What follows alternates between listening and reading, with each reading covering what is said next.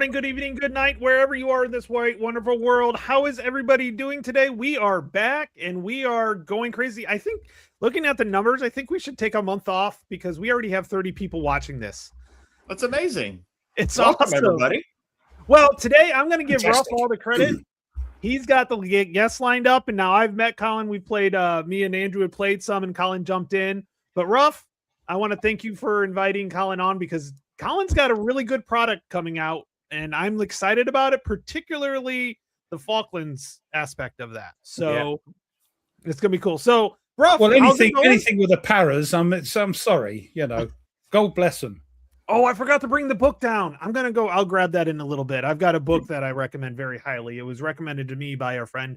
Was that Chris that he had passed away? He was a veteran, and Chris, yes, poor old Chris, So I do want to get that. Want to get that. So, Ruff, how you've been? It's been a while. Yeah, it's been great to be back. My chilies were doing fantastic, and then suddenly the weather changed, and it was raining and windy, and so I'm not happy chappy. But they're all starting to flower, day in England. Fruit, But anyway. So rainy chilly is a normal day in England. It is, yes. And then didn't it get really hot there? It got silly hot, and people was going, "Oh, it's the hottest." But no, 1976 was hotter. But anyway, we had a few days of that. That's how summer gone. Met Colin at PunchCon. We had a great time at PunchCon. Got a few bits and pieces I'm going to show you that I bought. I did put a picture up on Command Post. Played Fields of Fire with Thomas and Colin. And then we'll talk about that later. Yeah. When Thomas went away, anyway, we'll talk about that later. Did it go pear-shaped when Thomas walked away? I thought I'm in safe hands. I've got Colin, the designer, the developer here of the deluxe edition. We'll be fine. Anyway, I'll let him tell you about that. Anyway. All right, and our resident historian and PhD candidate Nate. By the way, real quick dissertation update. Half done. I'm editing the half right now, and hopefully I'll be finished with that by the end of June, and then start the next half in July, and hopefully everything will be done by Christmas. Are you actually getting any work done now that the game that we shall not mention that you are obsessed with is on your set? Let's put it this way. I took a good brain break from research to enjoy the joys of Thunderbolt. But life is good. Yep, good. And so what I want to do now is we're going to introduce Colin. Colin is the developer designer of Fields of Fire 3. What are you, developer designer? How does that, I did kind of both in some ways? So technically I'm the designer, yeah. And Andrew's the developer on it. So I'm not sure where Andrew is. He's in the future, tomorrow in Japan, but obviously earlier clock in Japan. He might join us in a bit. Hey, Jester. Yeah, I sent him a link. So, but no, and we've got to play. You jumped on one of the sessions that me and Andrew did, which trying to get that scheduled was always good. It was either really late at night at my place or really early in the morning. We did that well with term being over with. I already reached out to him so we could do some Falkland Islands playthroughs on there. He said that'd be great. So. Yep. With term ending school, it's very good. Sorry, chaps, I need to comment on that. That's quite true. That Beer Dragons one before, the one below that. Highest temperature. No, below the highest temperature. Oh, okay. There you go. Sorry. Yeah. Bro, if you got a mouse, you can do stuff. I know, but I click and you do clicking and we click together. So that was on a RAF tarmac runway. 30 seconds after they recorded it, after the jet took off. So was it really? That yeah. That doesn't surprise me. False data. Yep. That's the BBC for you. Hello, everyone. Yep. That can't give them pressure though. So I will have to say I did get a few things in. Wow, every time I think I get to the bottom of the comments. Like another person says hi. And I know it's crazy. What do we got? It's crazy. We love you guys. So I actually got Old School Tactical Battle for France. So this is volume 5. I've got all the volumes, and then Battle for Poland came with it, so I'm kind of interested in this module. I hear you, Dragon X. I can believe that in Cyprus. It's frigging hot over there. Yes, I get you. And then Nate, I did pick up. Oh, excellent! Trench foot. He's got trench foot. I did pick that up. That's a and good then one. I got two games that most people have never heard of, so this will be interesting. Some battle that happened in Perry in wait a minute. We don't talk about the Civil War on this show. Which Civil War? Which Civil War? Yeah, exactly. Yeah, we've had two of them. And then, anyway. I did get Excellent. I did get that one. Yeah, I'm waiting if you for notice, mine. they're still in shrink. I have not had time to even open them and Google them. So anyway, for me. I'll show you it's what, been I'll a little busy. Oh God, you have been. I'll show you what I got. I think I did put a picture up, but this thing, Colin, remember this? Very good. Yeah, enjoyed that. Apart from I was rubbish at it. Thomas denies the fact, but the guys at Second Chance Games said this was one of the hits of the convention, and I can, it's a fantastic game. You said you're spinning around with these planes. He did have these excellently 3D printed planes from the 30s, done by the I think it's Eastern European, the World Aviation 3D printer. But we played this. This is fantastic, and Thomas has told me that they've got a sort of deluxe version of it, and with a spiral-bound rule book and all the stuff printed in it. So when that turns up, I'll do a lovely unboxing for that. I got Phantom Fury from PunchCon. Also got this for a tenner. Oh, nice. For Ambush, a tenner unpunched. There you go. Yeah, he won. Yeah, he got a copy of that. And now, is it? Can you shoot each other down at all? Is there like any? There is a variant which turns it into a war game where you can have guns and things mounted on them, so you chase. Oh, that would be definitely a good drinky punch or a con game. Thomas gave me his second copy of this because he thought he'd lost the first. I've been after this for yonks. I love this game. It's nonsense. It's silly. It's easy. Did you make your own copy? I made my own copy.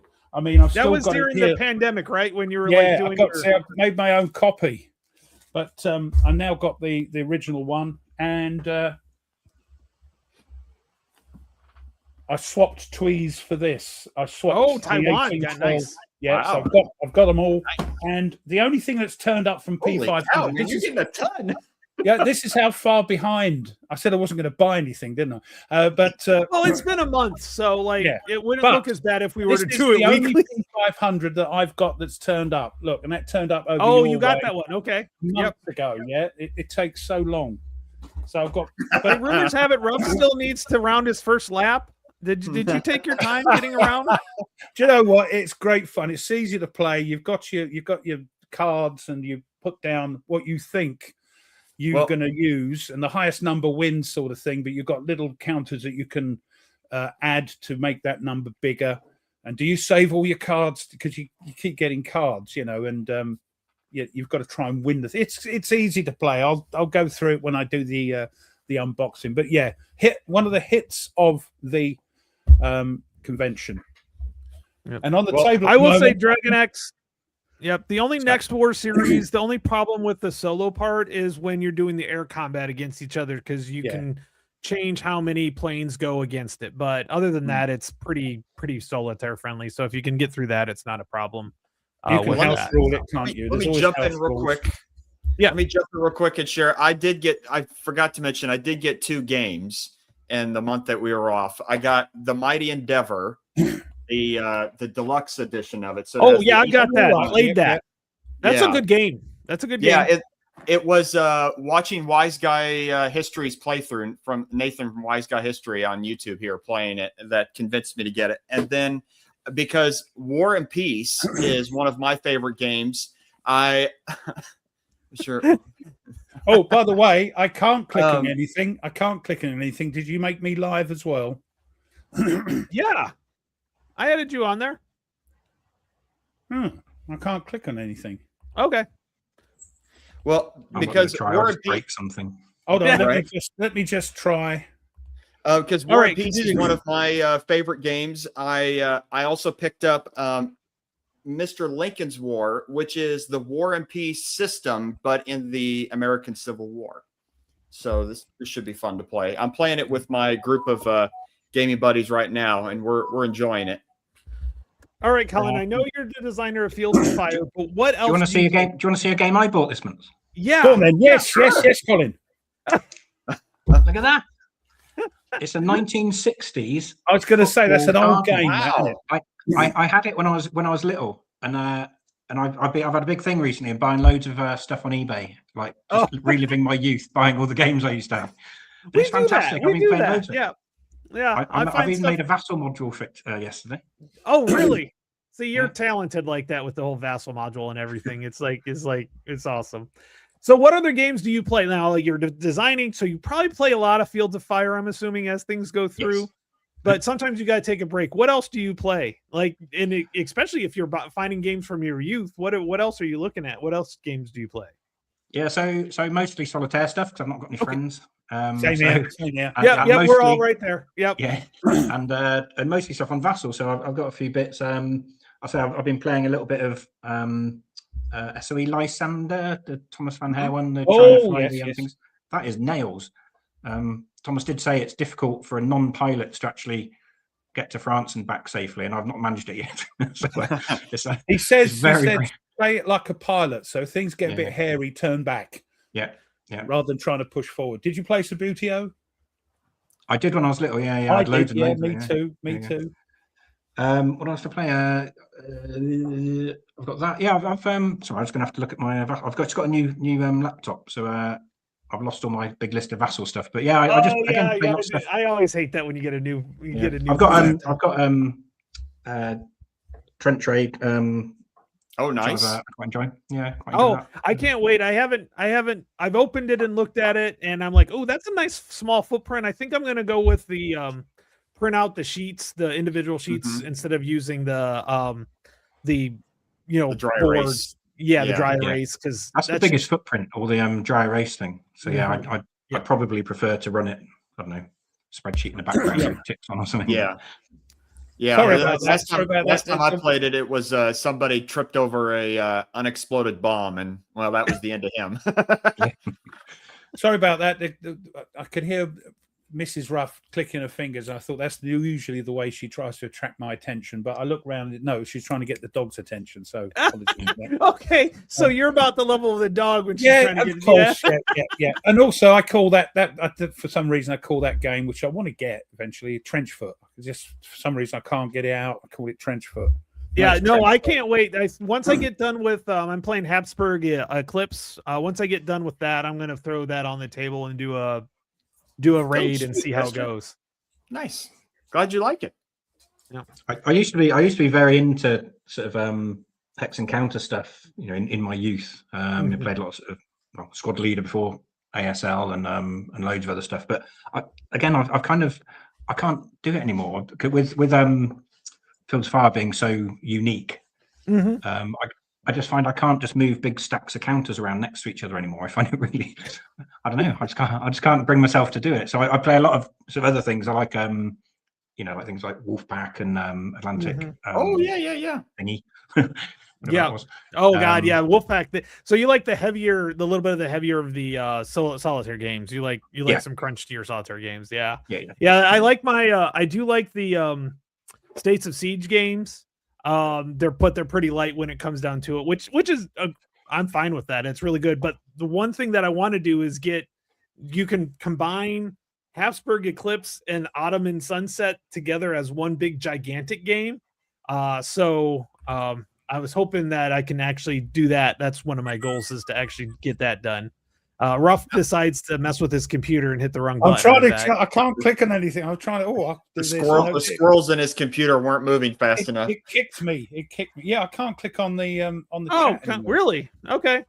Well, I do have you set up to live on your it's channel. Weird. So when I signed in, a new screen came up, and it's been a month since we've gotten on, so things have changed. So it could have been I need to log in or something. Anyway. Now, Colin, have you? I was playing this about a month ago and finished. It's a long solitaire game. Have you played Mr. President? I've not. I find games like that. I'd be tempted with the sort of Steam one. I do a lot of sort of gaming. Oh, on Steam okay, things. yeah. All games like that, I need hints now. I don't think I've got the brain space to. It's huge You know, as well. move this over here. I'll be use honest this over with here. you. Huge. I have It's a table I hog. have the Steam version and I have the other version. The nice thing about the Steam version, it takes 2 seconds to set up. While if you actually set it up on your table, you're like, it's going to be about an hour or so to set it up. So, and it's the computer game is exactly the same as the board game. So it's pretty cool. We do have a question. Before I forget, lock and load, everyone. Glad to be back. Good. I gotta finish. I was out climbing, so I'm a little low on electrolytes. So I'll finish this and then I'll go grab a beer. But do you play RAF, Colin? I did a long time ago. I played whenever it came out. Was that the 80s, 90s kind of touch? Yeah. And I did have a dabble with it again on Vassal. Recently, I played one once. It's good. Yeah, I enjoy Wolfpack Night. It's good. Yep. Yeah. So this is the good thing. This is a good thing. Like Mike will play everything and anything. He's mad. You being designing with a lot of time and effort put into Fields of Fire 3, still play other games. It's great to, you're not focused down on just the one thing. Brilliant. Other games out there that we can enjoy. Try to. I spend a lot of time, a lot of my life dabbling and tweaking the Vassal module as well. But now the one thing I get a little annoyed by that because every time I log on, there's a new value. There's a new Vassal volume on that. So yeah, I get that. I'm like, I thought I got the last one, and then like for a while there when we were playing. I was like, Andrew's like, oh, I got to give you the new one. Oh, I got every time we started, I had to give him a new one. There are a few patch fixes that needed to go out on a couple when you're doing those. But now, both Ruff and Tony, Ruff and Tony know this. I'll be interested in our conversation today because one of the reasons I don't have Fields of Fire. I've never played. You need to convince him. Him. Right? He doesn't think he wants a map. No. It's not a map. Right. It's the one thing that gets me is the lack of a map. I'm a map person. As you can see, I got a map here. So I love maps. I'm a history guy, so I stare at maps all day long. So I'm curious during our conversation about how the game plays and everything with the variable terrain cards and everything else like that. So yeah, this will be an exciting conversation because the airborne is it's just fascinating. It's a fascinating topic. Of course, I'm a little biased because I'm an American, so I do like the Utah Beach airborne, but the British Red Devils though is pretty fascinating. Yeah, there's a lot. So we're not bound to doing sort of 3 campaigns per box kind of thing, but that's the way we've gone with this one again. But yeah, choosing the 3 was quite hard actually because there's lots that we could have done. I was even thinking of Suez at one point. Because that was live drop and all the rest of it. There was one in North Africa which I still quite like to do, Udna, which I think was 42, maybe 41, which. The parachute regiment, 2nd Battalion, dropped onto an airfield. I tell you what, Colin, expansions. Yeah. It take a long time though. We got so much on. I bet they do. Yeah, and but that'd be quite an interesting one because they dropped on an airfield that I think had turned out to be empty when they got there and basically fought. I think it was a 50 or 60 mile fighting withdrawal, sort of being chased by sort of armor and sort of air all the way across. Chianti. So I just like to show people because I always drink red wine on the Saturday on the show. And sorry, carry on. Sorry. But yeah, so and then the Falklands is sort of fairly unique, I think. It was nice to be able to do Afghanistan. I wasn't going to do Arnhem originally, but then Andrew convinced me that we can't do the Paras without doing Arnhem, which is probably the right decision. So, he's gone. Tony's done that. Boy. But yeah, the map. So we do have a map of sorts in Arnhem. Can I share my screen? Yeah, I was going to say, I hope you brought some bits and pieces. Well, I'm not sure I can share. Well, I'll try because I can't click on the things. I can't do this anyway. Have a go. Have you got it up and push the share button down the bottom there? It's a little plus monitor. Screen with a plus. Yeah. Okay. I can try. So what else I've got now? If not, we'll have to wait to see if Tony comes back. He's had a power cut. I'm just seeing what I've got. I'm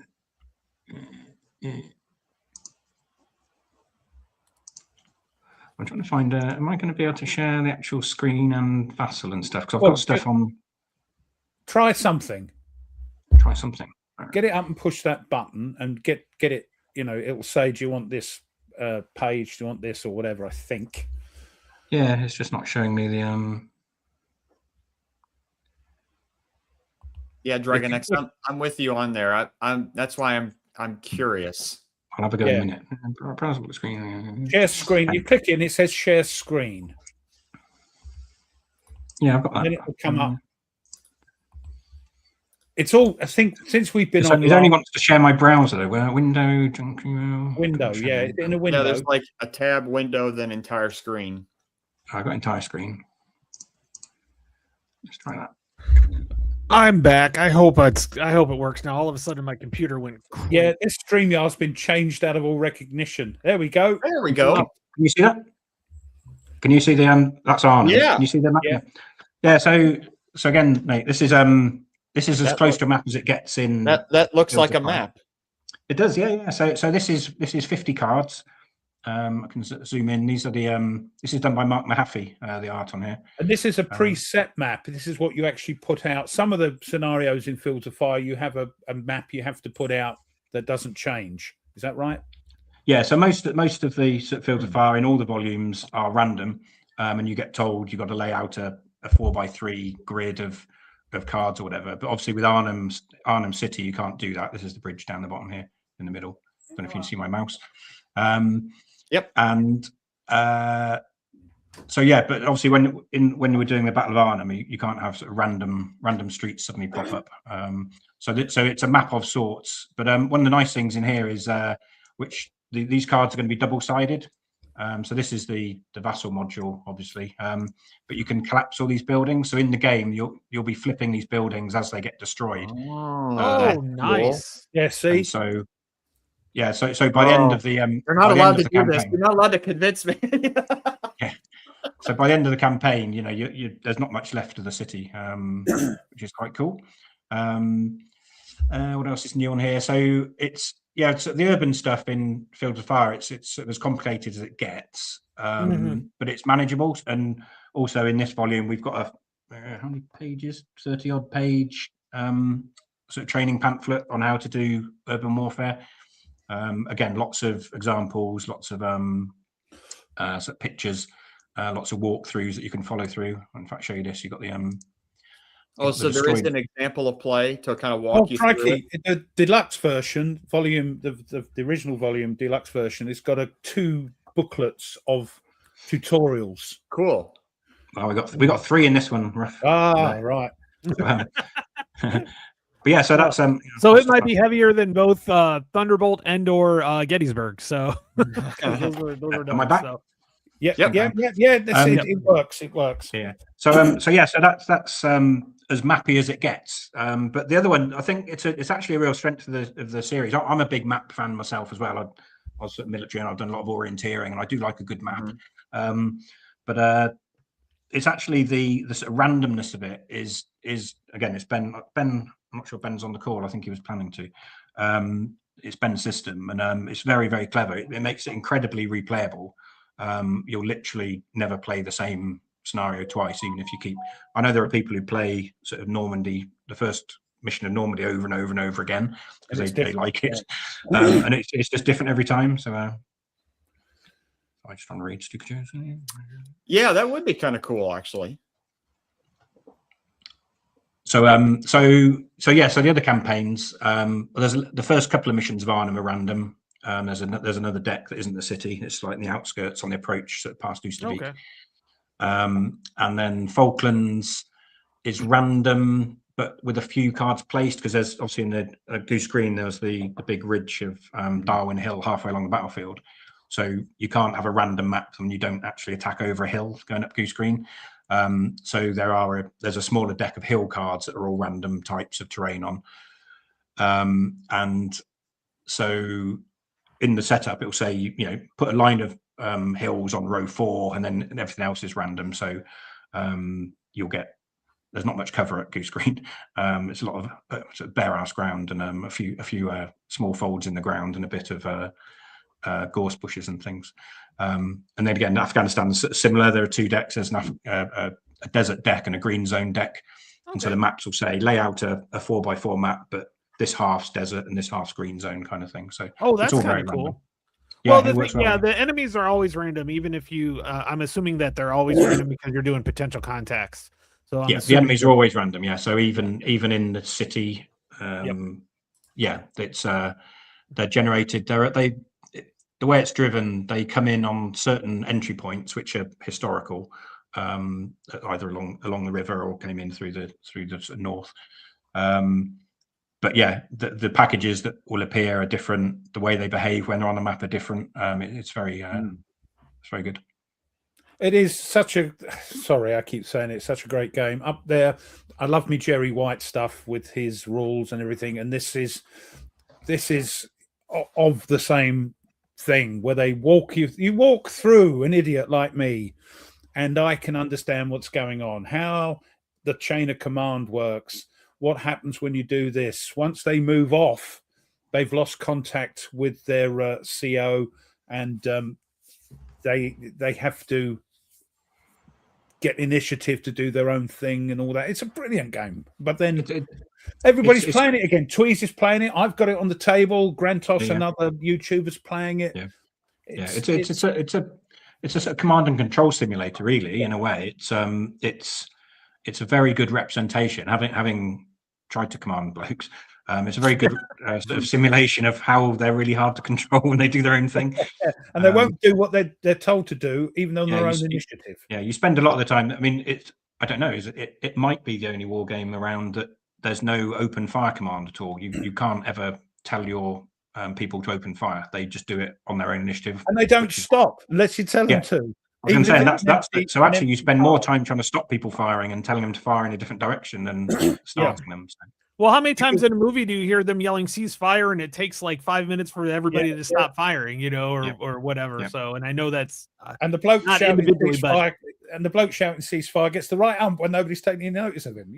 It's but again, in their defense, the guys who are right down the line think they've got somebody in front of them and they're not going to cease fire because they're trying to kill them. It's a real difficult. And if it's an empty card and they have been destroyed by somebody else, they don't know because the cards are they represent a certain area, so they just keep firing because there was somebody there. They might still be there, so you've got to tell them to stop and shift fire and all that. It's brilliant.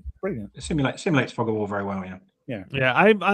I'm going to probably get back to the Nektung River Snare campaign. I started that.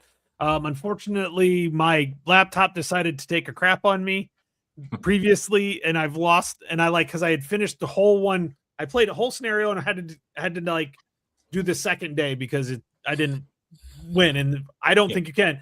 So I'm like, okay, well, I took the entire time, put my laptop next to the board, put all the cards out right, put everything where it was. And then I lost it. I'm like, oh, but I will say as good as I do enjoy your vassal module, I kind of like playing that one with the cards and stuff. That's one of those things I really like to do. Mainly because the maps are so freaking huge with all the cards that I like to see everything. But the vassal module is phenomenal. It is really, really good. And I have to compliment that. I was thinking about doing, and me and Ruff were kind of jibber jabbing before everybody got on in the green room. I want to kind of do the Fields of Fire Volume 2. I want to do the Peleliu scenario. Yes. So now, Colin, you told me. We'll do you an update kit. You told me that I can't use the rules in the deluxe version to play Volume 2. I didn't tell you that. You liar! I said, I can use the rules from the deluxe version for Volume 2. You went, no, you can't. Were you winding me up? He said, no, we're going to bring up an update for it. An update. No. So the rules that are in the deluxe version, the nice 96-page spiral-bound book. So they're the series rules now, and so they will. So people should be using those for Volume 2. Okay, so I can throw this away then. Oh God, that's an old one. Yeah, I Find a told you he'd change find a his museum. mind. We had a museum for that. But yeah, so the rules, what we need to do with Volume 2 is to give the missions a big overhaul, the campaigns, because there's a few sort of issues and sort of it needs a lot of clarifications in there. But we're part of the way along that already. We've got sort of draft new Volume 2 campaigns. So I keep saying things I probably should be reading instead of talking. Oh no, he doesn't leave them up long enough. You see, he assumes we're like him. We're educated and we can speed read. We can't do that, can we, Colin? So anybody playing Fields of Fire now, whatever volume they have, should be using the series rulebook, which is obviously in the deluxe box, or you can get it off the GMT webpage. There will be a series rulebook when we do Volume 2. There'll be a series rulebook in Volume 3. Will it be the same rulebook? So the series, so yes, 99.9%. So anybody can buy a volume and it's self-contained. Yeah. Right. So the Volume 3, the version. Oh, hello. All the words. All the words are the same. Oh, there you go. You're good. You're back. You went for a bit there.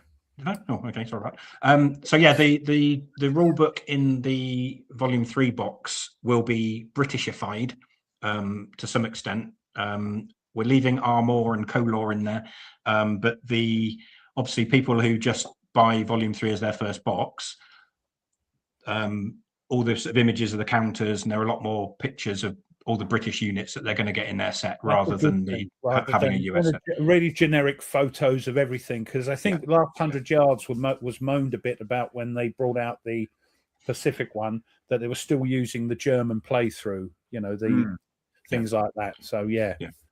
So no, so there will still be examples in there that are from Ardennes or Normandy, but there'll also be sort of Afghanistan and Falklands, and again, the same when we redo. In fact, there's some in there already. I think actually in the series already there's one British example in there, I think. But they're going to be the series rules.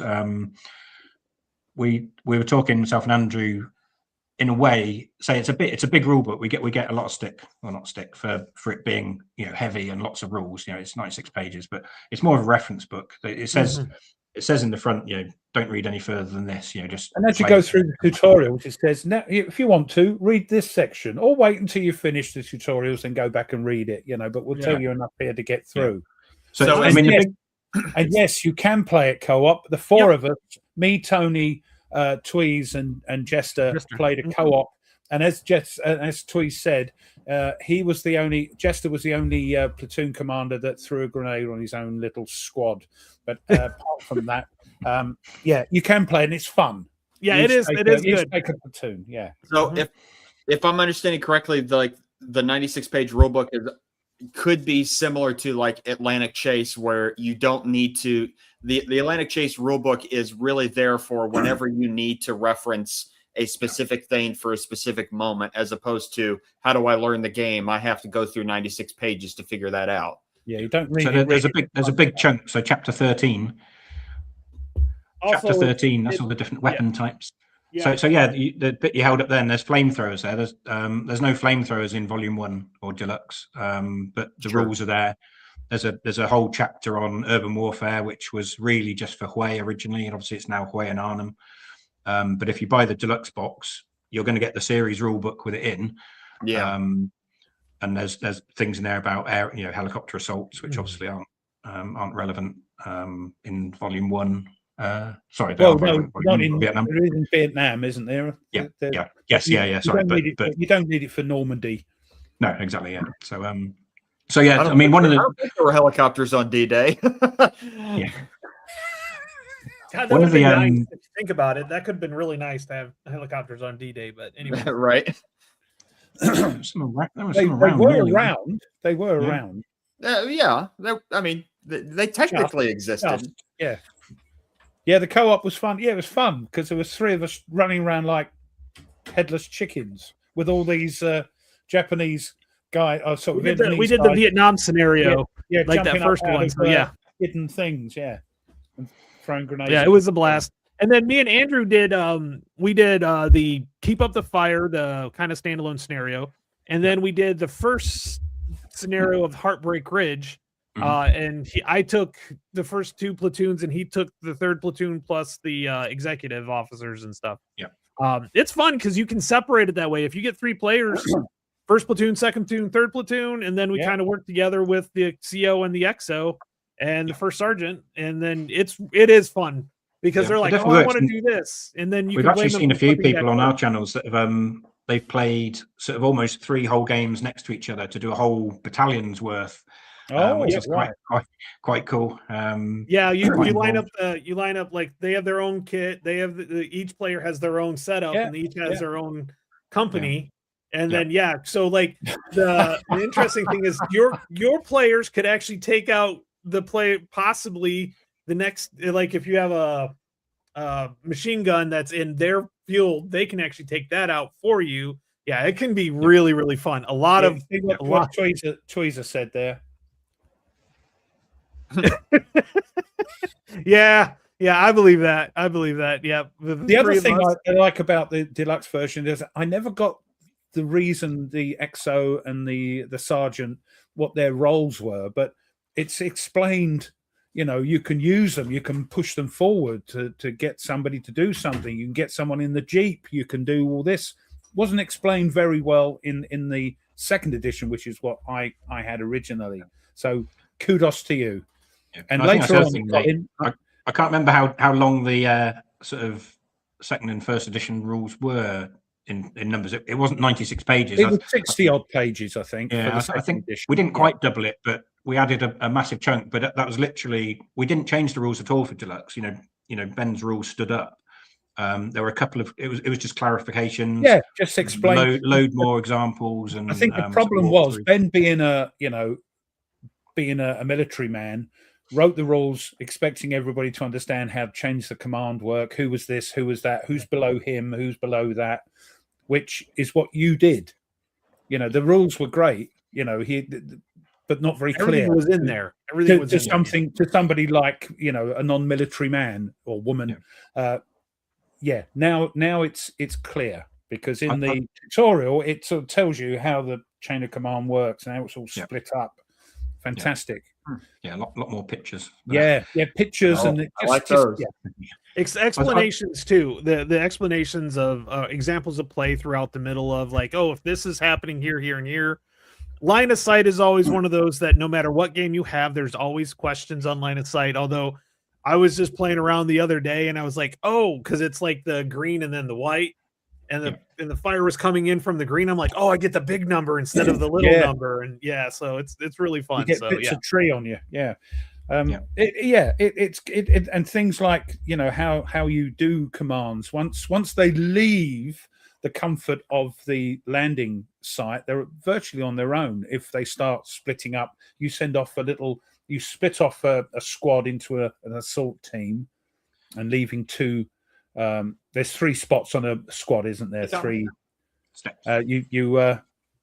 You split off an assault team, and you ask them to push forward. The platoon commander asks you to push them forward. Then they're out of command. They've got everything else they do on their own initiative when they get an initiative roll to see how many commands they've got. Fantastic! It's so saying to Nate, you know, so that's the command and control simulation. Literally, certainly in the earlier eras when there weren't many radios around, as soon as somebody moves off the card where the commander is, they're on their own.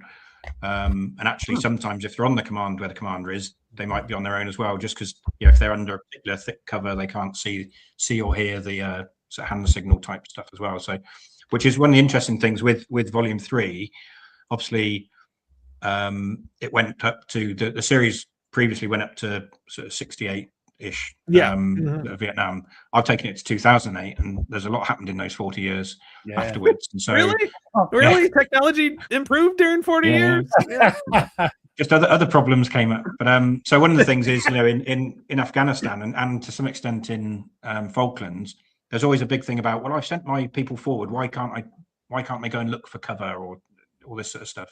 And that's to do with, it's about having the tactical awareness there is cover on the cards. That's what the cover and concealment value is. But it's those extra little bits of sort of micro terrain, they're called, that will be a bit better cover or a bit better tactical position.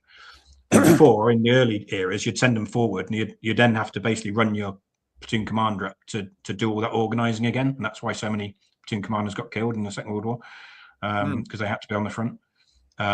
Whereas, not that platoon commanders don't get killed these days, whereas in Falklands and Afghanistan, everybody, or certainly in Afghanistan, everybody's got a radio. So you can actually communicate with a unit that you have pushed forward there, which gives you a lot more flexibility. But then there are other issues come out to do with that campaign.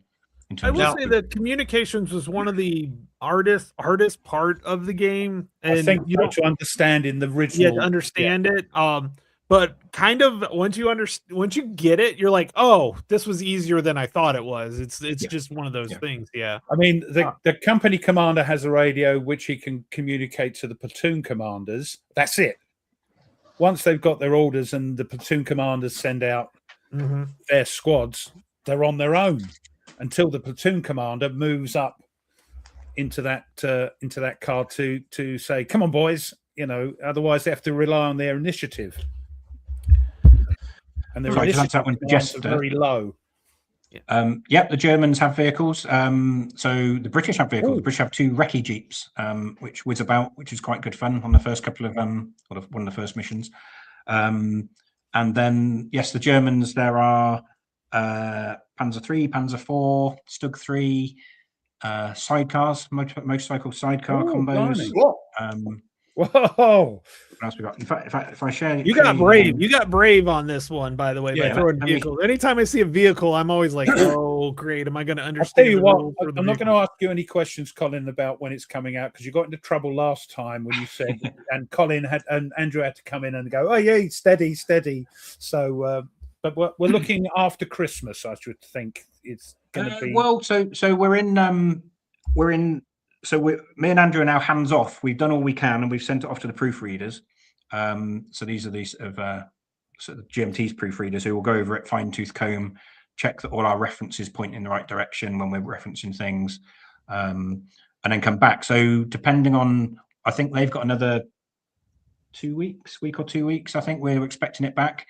Depends how much they find, obviously, and then we'll remedy that, and then it'll be off to the printer. So, cool. What are we in June? Oh. Yeah, June. Yeah. Again, I don't want to make promises because things happen. They managed to crash the boat with a deluxe on. Did you remember that one? Yeah, that's right. So they did that. So I'm not making any promises, but all I can say is, hopefully it'll be off to a printer next month. That'd be nice. Cool. Yeah. Right. So if it is next month, then you are looking to Christmas time. If it does get around Christmas, New Year, maybe. So and obviously it takes different times to get to different parts. Yeah, well, it takes months for stuff from China now to get to me for P500 because it comes directly Thunderbolt and Gettysburg. It's on the slow boat to China from China. From China, yes. Yeah. But I don't know if you can see this. So top right. I'll put it up here. I want to make sure I put that comment back up. So Panzer 4, Panzer 3, Stug as a flak Panzer, the good old SPW 251s, Pumas. We got a captured Humber Scout car. I hope so. Yeah, that was I can't remember his name now. Hauptmann.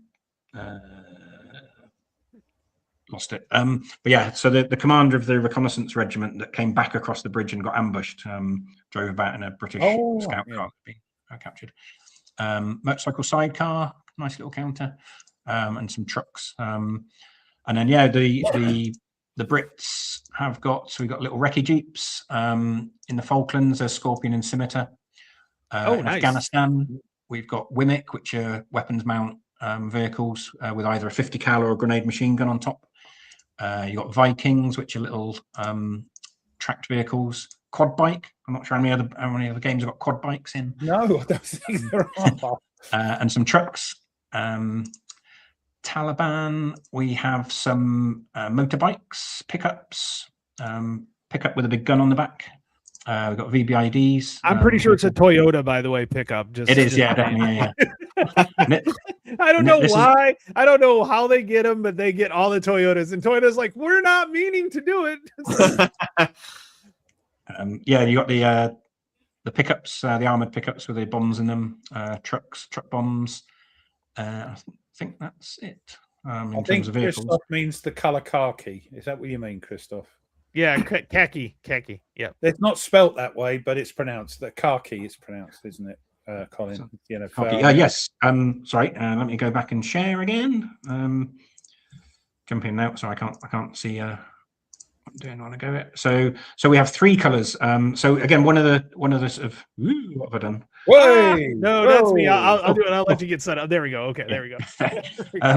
So yeah, so one of the challenges for us was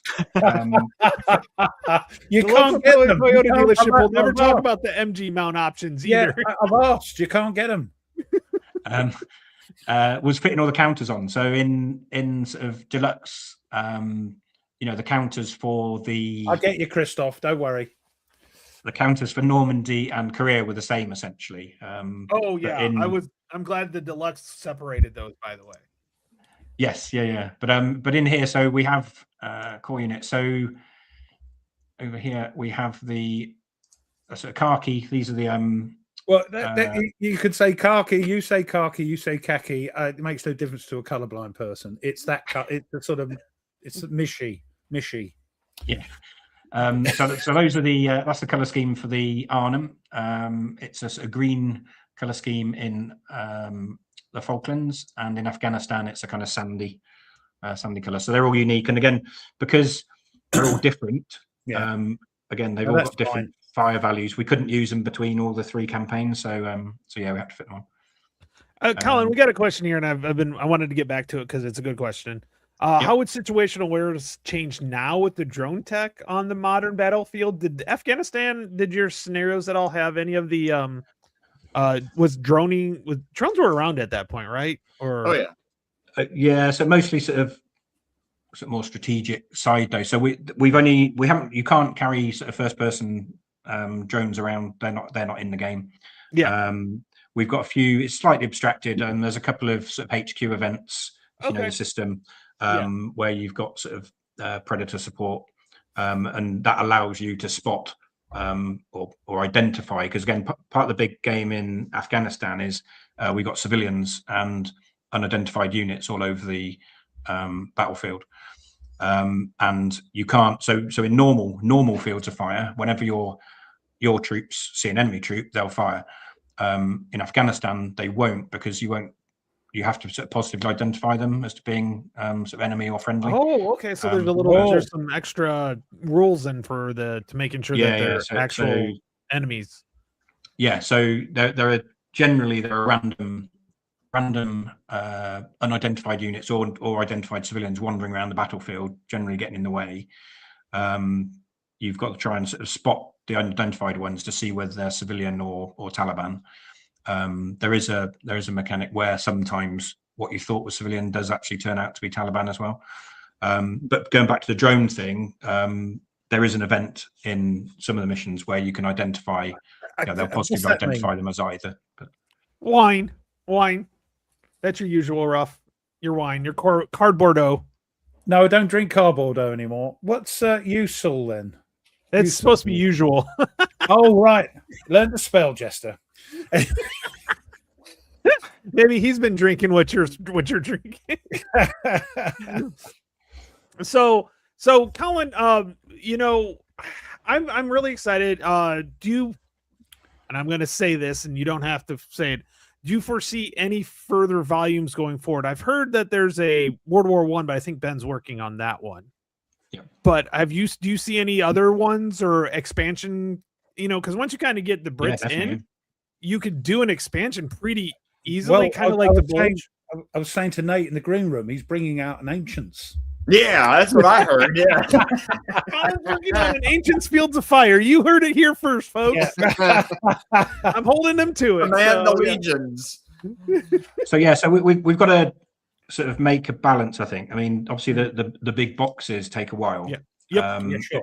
And we put Bulge out, which sort of went down well. And we'd quite like to do a mix, do a few expansions And then that a big works box. well with the new rules, because I've got Yeah, absolutely, yeah. Yes, the quick answer is yes. I can foresee other bug boxes. There's obviously, like I say, Ben's got a World War One, which would be quite interesting. I think it's 1917, 1918 Commonwealth. Okay. I've not actually seen it. Some more British. I got you. Yeah, and no, and Australians and Canadians, I think. Really? Yeah. And it's not trench warfare. It's sort of that period when it was starting to be a bit more fluid again. So back to the later in the war. So as Ben, with his other volumes, sort of meticulously researched, and he's very interested in showing that.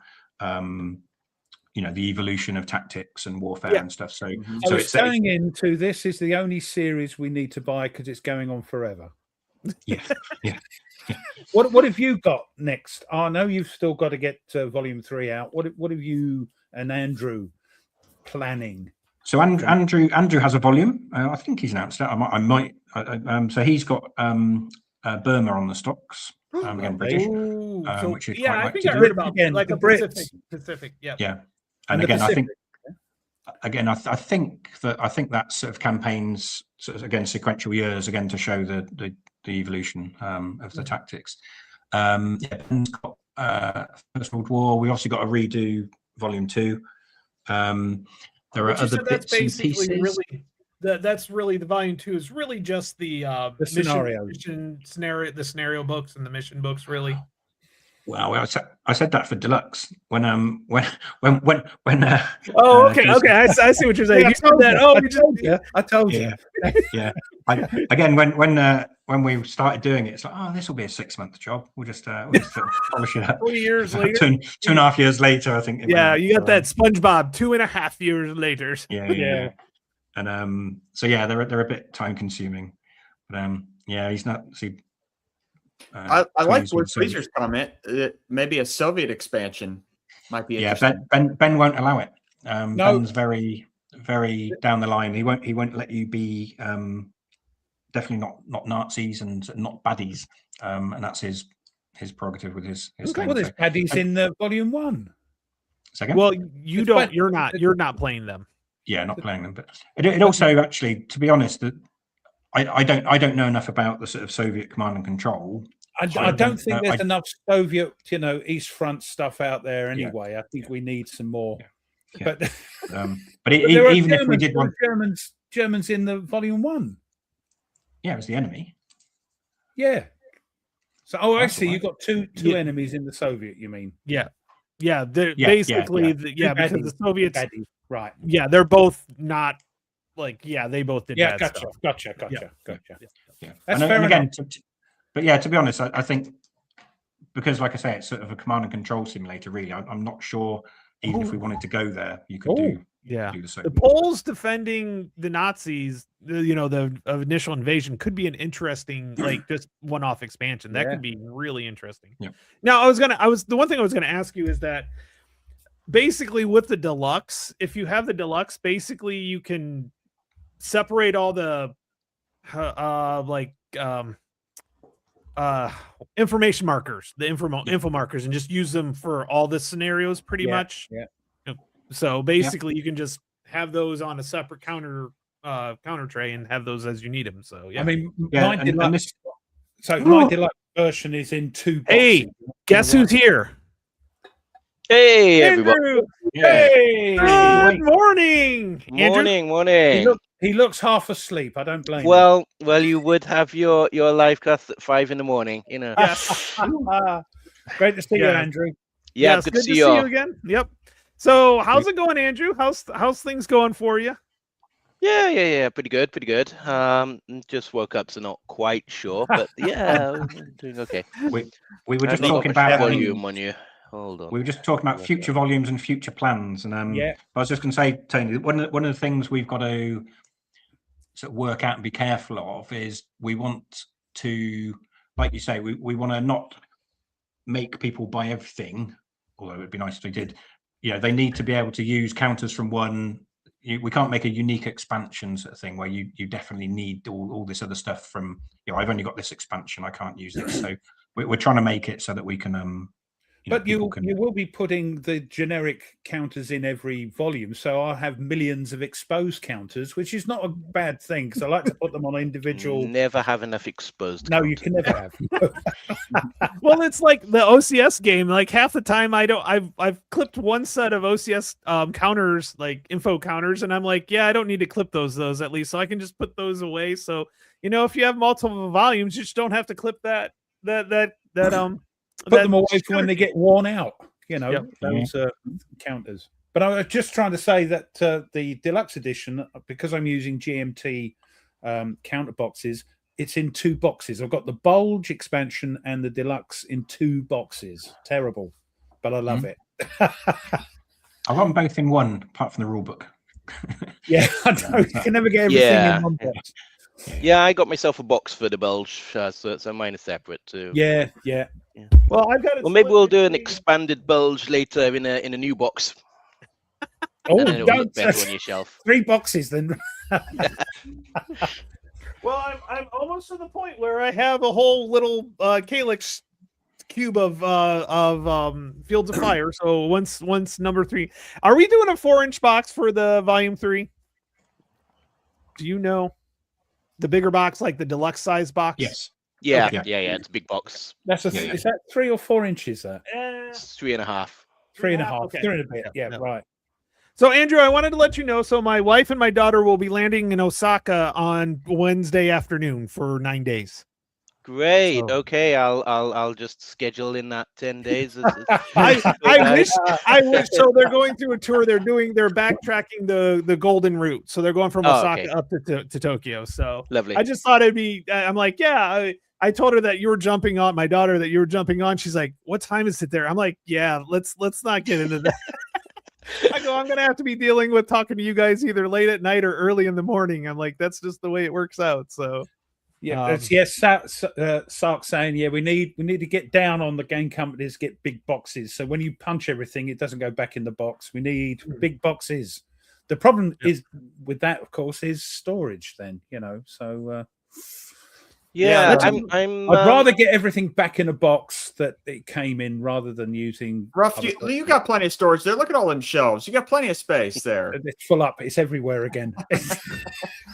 I'm pretty happy with the solutions people came up with getting everything back in the Field of Fire Deluxe box. Anyway, I mean, I managed my 2 counter trays and everything, and managed to get the thing shut. So I figured people would get with all their new solutions and things. Yeah, those things. C4. Yeah, I've not. yeah, used the them yet. I've cube not for used me. them. Yeah, I'm thinking about getting really those. nice. Cube for me. Yeah, that's them. Yeah, I've got mine in. I'm They happy. can get I'm bulge in happy. the box at the same time as well. Yeah, I've got Yeah, bulge. they do a good and- job with that. So yeah. Mhm. It's good. It's good. We were just trying to convince Nate to play Fields of Fire because he likes a map. Yeah, I don't own any Fields of Fire, so Oh well. Yeah, no, yeah. it's Now's a the time sin. to get Volume 1, Volume 3, bulge. Well, get the deluxe version. That will keep you going Yep. for at least a year and a half. I assume for someone who has never played Fields of Fire that the deluxe edition is the best one to go with initially. So volume 3 is a standalone, and Okay. so deluxe is volume 1. Mhm. Essentially, it was only deluxe because we sort of It's a revamp. prettified a lot of it, did all the extra stuff. It's still the same game it was. Volume 3, I think, is very playable for new people. Falcons is as sort of basic infantry work you can get. It's a lot of So guys in a big basically, field whatever fighting each other. campaigns that you're interested in, you can pick Get whatever the one game. you're interested in. This has got Normandy. It's got the Americans. So that might be more up your alley, so to speak. With Normandy and Vietnam and Korea. So. Wait, what do you mean crap? These are history books. That's not crap. You see what we get, Andrew? We get dissed by the chat. So- Now, okay, now this is interesting. So Coy brings up an interesting question I would be curious about is I can't click on anything. North Africa. Sorry, once more. North Africa. So, sorry, go on. Yeah, question about like North Africa in Fields of Fire. So it's a mostly infantry system with vehicles. Again, I'm not a massive North Africa scholar. Like I say, I could do. I think the Battle of Udine. I think that would probably be a sort of 6-7 mission campaign, which is about the right size, things, isn't it? In North Africa and that, isn't it? More tanks, more tank infantry. As I understand it, yes. But I mean, there was obviously infantry there, and I'm sure there were bits and pieces. It's whether you can put together a decent enough campaign. I don't know. I'm looking forward to the Burma one again with lots of Commonwealth and Brits Burma, in it. Working on Burma. Yes. I've got it narrowed down to 65 missions, and maybe we'll put them all in. No, expansions. Oh, right. Yeah. Okay. 15 missions. Yeah.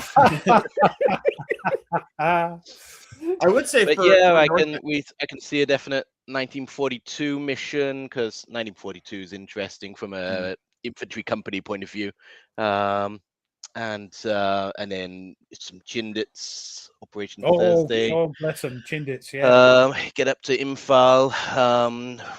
One of the approaches, and the expansion packs, and there's a lot we can do with Burma. I'm looking forward to showing you what I've been working on. So you really weren't kidding about 65 missions. You think you could do about 65 missions? I think the way it sounded, you probably could. It was Burma was it was a whole war. It was like four years of campaigning. He's going Avalanche Press. He's going Panzer Grenadier. The Burma campaign is. I actually read a book on it. I just was going through Barnes and Noble one day and I saw it. I'm like, oh, this looks interesting. I read it. I'm like, there's a lot there. There is a lot there. There is. Yeah. Between Americans, Brits, But then you can bleed out into the rest of the Pacific, and sure. Yeah, it'd be brilliant. Now, I will say, to go back, Blue Tweezer has comment on there is, even for North Africa, maybe not like the Western Desert campaign, but even like the Tunisia campaign, where there is Tunisia. We say Tunisia. Thank you. Okay. Hey, Nate. You know what? We're outnumbered now. Nate, we're outnumbered now. We are, unfortunately. But you have the Americans coming in, and then you have the British 8th Army coming in. So you have a lot there, and it's a tighter space, and there's more villages and towns to take out to liberate, and plus you get like Kasserine Pass, which was horrible for the Americans, but it was a tight confined. Do you want something on the Kasserine Pass? I don't know. Okay, here's what I'm going to tell Nate, and I'm pretty sure Colin and Andrew had probably heard this. If Gene heard you asking about that, he's like, okay, good idea. Go for it. Right. You start designing it. Yep. You take care of it. Well, I did say I wanted Fields of Fire Ancients, so. Oh, there you go. Right. Yeah. I mean, it's all just about pointing you guys in the right direction and making sure we're going. And Fields of Fire Phalanx. Yeah. Absolutely. Yeah. Legionary Command. You got your Centurions and the Legates. And Just in there's a chat message coming. Sark KK just coming about Pacific with invasions like Tarawa could be interesting. Well, funny thing. You should say that. So we have Tarawa, Saipan, and I think Tinian Ben mentioned last time. On the card. So that was probably going to be the next thing we did, but we might now focus on volume 2 instead. Volume 2. Explain to the peeps what volume 2 is, because volume 2 was Peleliu, Chosin Reservoir in Korea, and Hue in Vietnam. Right. And then Ben was working on an expansion, which was Tarawa Saipan. It looks like he's going to expand that to Tinian as well, and that's again quite interesting. It'll be amphibious landings. I think there were some sort of fairly hefty defences on Tarawa and Saipan in terms of massive blockhouses, which again will be sort of different. I think I was going to say to Nate, so one of the things we're very keen on is we're not going to just do the same campaign with different counters. We want them all. We want them all to be very different. And again, it's a bit strange. It's a historical series, and so again, you're saying about North Africa and battlefields with villages. We can do that easily, and we could generate these random things, but we'd like to try and base it on a little bit of maps as well. And so because we could make missions till the cows came home of just fighting over a generic 4x4 grid of cards. You could do that very easily. We don't want to do that. We want to again keep for education purposes, which I think Ben keen. I think both of us are keen as well. We had Ben on a couple times, and I don't think we got too many words in edgewise at that one. Because Ben is a fantastic, knowledgeable person, but once he goes, I can't find the off button. I mean, it's great. Which is great for us hosts, because all we had to do was say a question and then just let it go. Yep. Yeah. But yeah. So we've got. Sorry. There's a good point in the chat there. FOF2's US Marines, and that's the interesting thing about Fields of Fire, in that you can change the organization and they play quite differently. Like in Bulge, you had some parachute 101st units, which Ben said, you can just try out these and see how they work. And if you put them into like Normandy or any of the campaigns you've already got, it plays out quite differently. It's not a US Army regular infantry company anymore. You've got some very hard-hitting units, and then they break up very quickly, and you've got to change your tactics about. And that's the fun thing, is seeing how different types of companies play out. And you've got your Fields of Fire 3. You've got your British Parachute Company. And then when they come into Arnhem, they're very light, but they move quickly. They've got all these mortars, which mostly fire smoke, which is just a lot of fun, moving up the map covered by smoke and supporting each other. And it's fast and light, and it's great until you get bogged down in the city in Arnhem, and then you want to be a lot stronger than you actually are when all the tanks start rolling in. And you've got to work out what you're doing there. It's that's fun. It's not just a change of scenery. And again, across the three campaigns, the Arnhem, fighting your Arnhem company is very, very different to fighting your Falklands company, and that's very, very different to fighting your Afghanistan company. They feel very different. And that's the good thing about splitting it over 3 eras, if you like, that you have the technology, and the game completely changes. Yeah, and that's in Volume 1, even the deluxe version, you can see. It's a different. Yeah, I mean, in Volume 1, there wasn't a massive gap between sort of Second World War and Korea. There's a few. Some of the heavy weapons are slightly better in Korea, but they're very different campaigns because, like Tony said, you're suddenly on an 8-wide map with a very light company and spread very, very thinly, and it feels very different and fights very differently. Yeah. If the battles in Korea had been very Normandy-like, I don't think it would have been a very good campaign to do, because it would just be picking up and dropping people into different. There is tweeze. There is a special order to bring up the Piat. Yes. Hang on. I'll share my screen again. I'll go and find it. Hang on. Have we got? By the way, are we doing our spots or not? Yeah. I was going to ask real quick on the Falklands, what exactly is going to be covered? What battles or what areas is exactly going to be covered on that? If you guys don't mind being a little specific on that. So kind of curious. So 2nd Battalion Parachute Regiment were the only battalion in the Falklands to fight 2 battles. So they fought Goose Green the first battle and Wireless Ridge the last battle. Okay. And so Goose Green, for people who don't know, was a bit of a cock-up. Sorry, I'll just stop sharing so I can see people a sec. Oh yeah. It was surely our most heroic moment in British history. Yeah. So we'd obviously gone on and we'd got on the islands, and again, people know the history. We'd lost a few ships, sort of destroyers, frigates, to the Argentinian Air Force, and basically, I think the Prime Minister Margaret Thatcher wanted a victory, and the public wanted a victory, and so the Paras were sent off to initially just raid a settlement and a small airfield at a place called Goose Green and Darwin, just down to the south of where we'd landed. It came and went. It turned from a raid into a full-on assault. The fire support was shocking. I mean, that's again one of the other things you'll notice. to when you're fighting an American company. Americans can generally call on an awful lot of artillery all the time. It was a battalion attack, and they had, I think it was 2 tubes of mortars and 3 light guns in support. And they did have a naval gun as well, but that broke. So they basically went into a battalion attack across terrifyingly flat moorland into defended positions. And you just would in daylight. I forgot that bit. Again, it was originally meant to be a sort of 3-4 hour battle. It went on for over 24 hours. And they were basically, fighting for their lives across the field. And so yeah, it's a very interesting battle. Again, very, very, as infantry as you get. It was, guys literally fighting for the guy next to them. Yeah, across very flat ground. They lost the commanding officer. Colonel H. Jones was killed he took a bit of a rush up a valley and got shot. Oh, that's Tweezer's. You got to lead with your COHQ.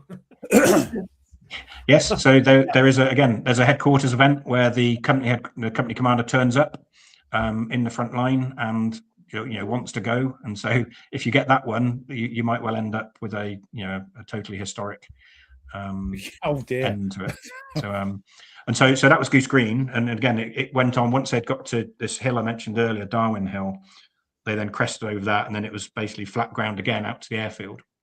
And as they went down there, they had the 20mm and 35mm anti-aircraft guns turned on them in the sort of ground fire roll, ground to ground. So again, that's pretty brutal. Again, so the cards in the Falklands are, there's lots of flat stuff and not much cover. And then the next. I remember Andrew talking to me about that when you guys were setting it up. He's like, "Yeah, it's open. Like they're on the heights, and it is open, and you have to get there." I'm like, "Ooh, that sounds like not a good time." There's an awful lot of white bordered cards over that way. There's a gorse bush. If you make it that far, maybe and then you can find that little bit of cover. And then the second battle was Wireless Ridge, which was basically the last ridge before Stanley, the capital. At that time, we'd learned how to fight. Goose Green was the only daylight battle in the war. Everything else was done at night after that, because the Argentines actually had probably better night fighting equipment than we did in terms of night vision. But we were just trained, the British were trained a lot more to fight in those conditions. And so every attack went in at night then. And so Wireless Ridge was the last one. And in contrast to Goose Green, where they had 3 guns and 2 mortars, they had, I think it was 9 guns, 18 mortars, light armored vehicles, Milan anti-tank missiles, everything going in. It was a fairly brutal fight. It was along a sort of a knife back ridge in the dark. But it's still seen actually as a sort of textbook battle in the way it's conducted. It certainly, I don't know if it still is, but not that long ago, it was still being taught at staff colleges. This is the way you do a battalion attack at night along the ridge. So again, they're very different. They're very different campaigns, even within that campaign. Wireless Ridge is 4 missions, I think, 4 or 5. Cool. Goose Green is 8, I think. 3. So essentially, all of the, again, this is a question out of ignorance because I haven't played it, but essentially, like all of these linked missions tell a really cool story, a really cool narrative in it all. Yeah, that's the idea. Yeah, so they're all linked together. I mean, obviously, this campaign, this volume is slightly different. So, Volume 1 Deluxe had Normandy, which covered a span of months.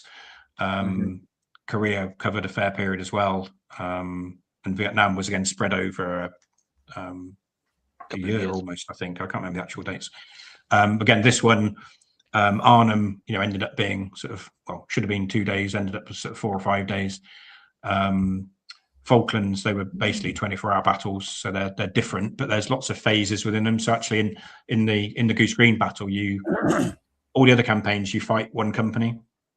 In all the missions. In Goose Green, you actually end up fighting all of the companies because they have different parts of the battle, so which sort of works. And Afghanistan's set over essentially a year as well. So yeah, because I was kind of curious because I had picked this up and I've read it. It's a good book. 3 days in June, third pair of battles for Mount Langdon. I was like, ooh, maybe it's that battle, but no. Okay. No, Anyway, that's the great third book company. though, because it's told by, he basically went through and got both Argentinian and British vets and got sides of it and got their remembrance. So it's interesting. You hear one group talking about hearing somebody over here, and then they got those people to say what was going on over there. So it was really, you kind of get this back and forth. And then, so I recommend it very, very, very highly. This was recommended by a viewer that unfortunately had passed, but he was a vet of the Falklands, and he recommended a very funny chap. Very great wit, typical British wit. I mean, great wit. So really good. That's guy. a very good But book. If you want to know what fighting up a mountain in the dark's like, that's a very good book. Yes, very good book. Recommend it very highly. I think it's like, I mean, in the most thing, like most history books, is there's like a ton of appendices. It sounds like right up Nate's street. It's a big, thick book. So that's nothing for Nate. We have bibliographies in our mission book. Very nice. Or recommended reading at least. Long big bibliographies. Yeah, you know when you picked a good history book when the footnotes on a page are longer than the actual text on the page. So this is technically 436 pages, and the rest, the very, very, very, very minor part of appendices. Well, it must be 100 odd pages, mustn't it? Or 50, 60, 80. No, less than that, 40. Oh, right. That's not a very good book. It's all text, but again, these are all interviews. So it's not like you have other text or other primary sources. Just referencing the facts they put in the book by saying, this chap told me.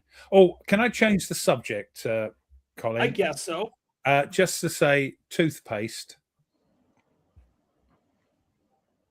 Now, don't worry about what's down the bottom there. Toothpaste.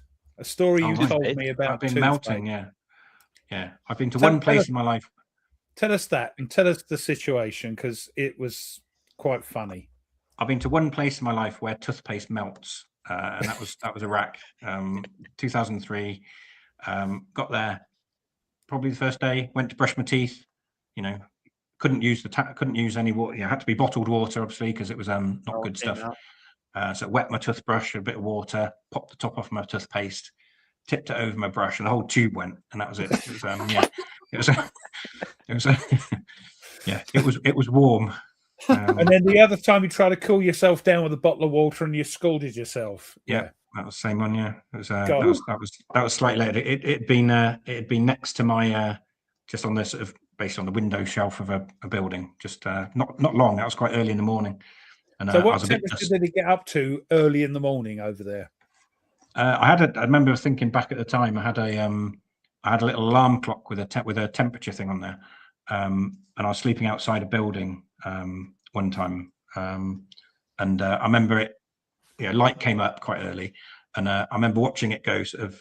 I can't remember the numbers now, but it was almost like 33, 34, 35, 36, 37, and then it just broke. And it was I think it was certainly mid to high 50s the day I left. This is centigrade, yeah?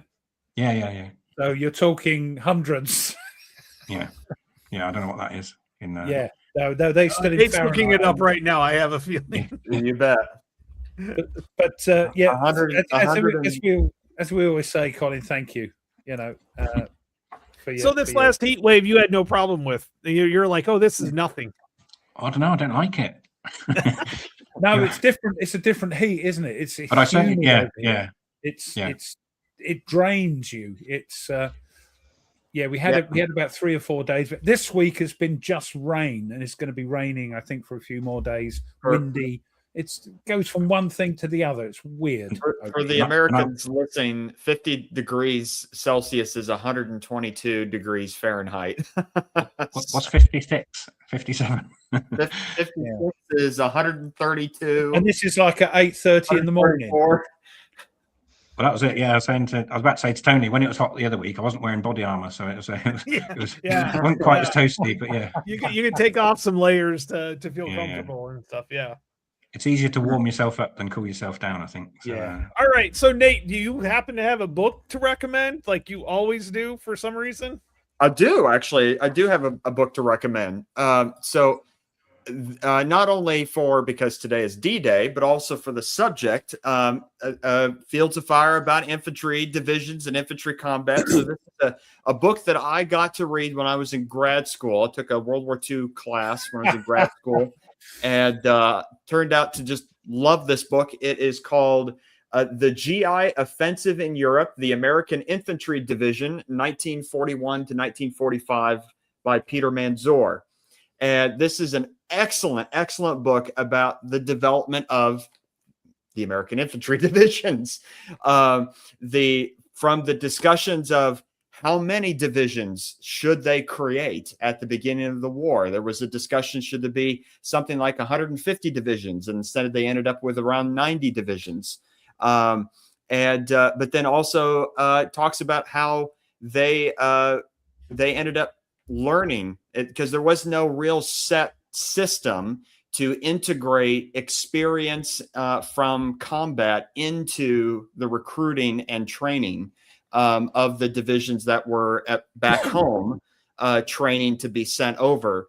And so this was, a lot of it is ad hoc throughout the war. And eventually you get all the way to the end of the book and you really you get to where a lot of experience in Normandy, obviously across France, a lot of experience on learning to get through the West Wall. But really the peak of American infantry power and really American military might comes in the breakout across the Rhine and just the crazy blitz across Germany, where Patton's army makes it into Czechoslovakia faster than the Soviets, who were closer, could have gotten there.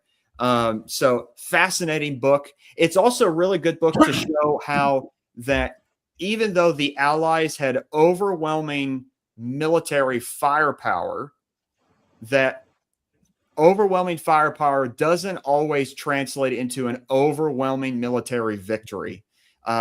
You could just look at the Normandy campaign as a great example of that, of how much artillery that the Allies had, but when faced against a tenacious defender, it can be very difficult. So great book. Great book.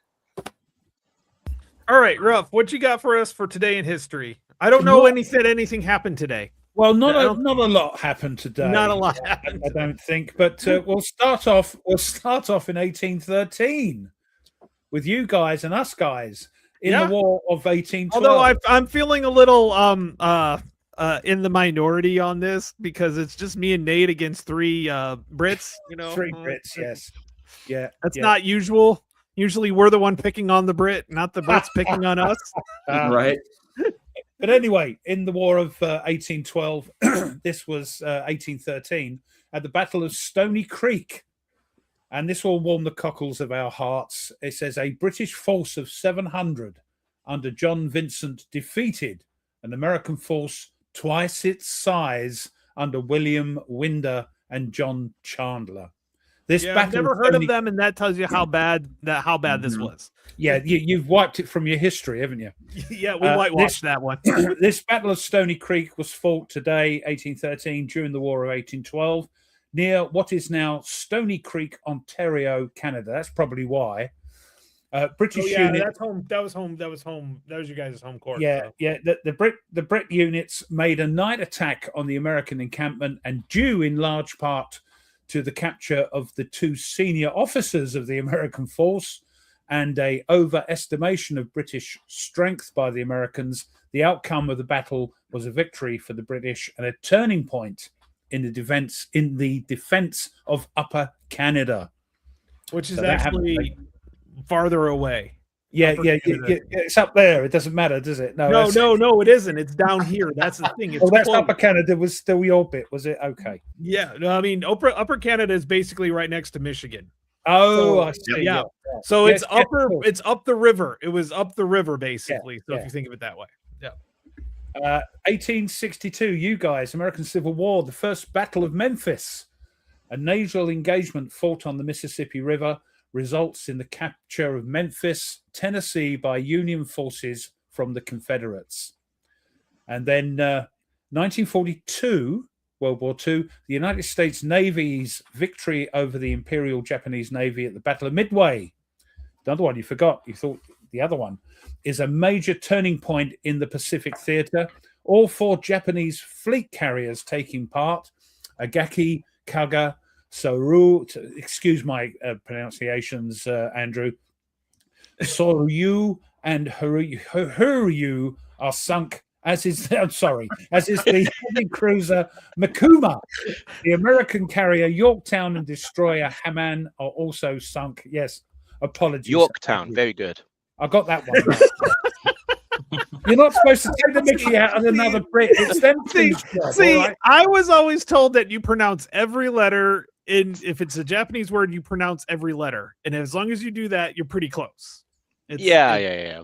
I'm not going to do it again, Andrew. Anyway. Oh, come on, Ruff. No. We need it. We need another eponymix. Oh man. No. But the one we're all talking about, 1944, the Battle of Normandy, D-Day, codenamed Operation Overlord, commenced with the landing of 155,000 Allied troops on the beaches of Normandy in France to liberate Western Europe from German occupation, with about 5,000 landing and assault craft, 289 escort vessels, and 277 minesweepers participating.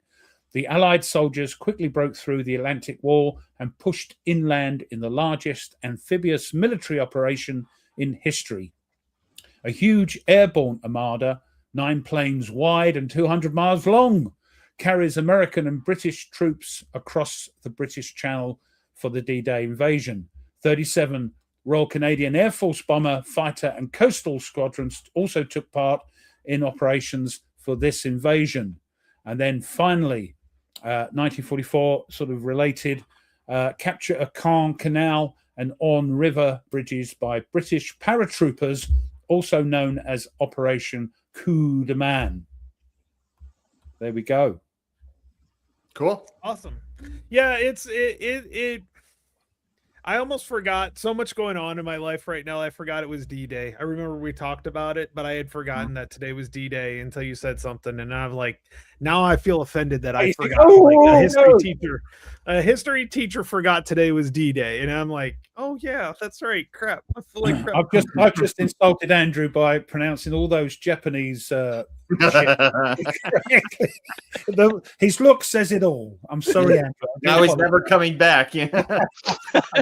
Seriously, I got a book by me here as well, which I'll show you. Nice. Good, great. Handbook on the British Army, 1943. Nice. It's a reprint of a US manual, which apparently was it says in here. A US military manual, Handbook on the British Army, produced in early 1943 to basically educate the Americans about who the British were and what they were like. And so there's some great stuff in here. That's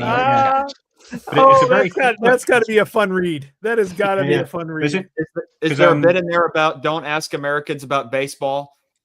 I think no. This is the other way around. This is more the like other way around. So don't ask an Englishman to have his tea put in the microwave if such things existed back in the 1940s.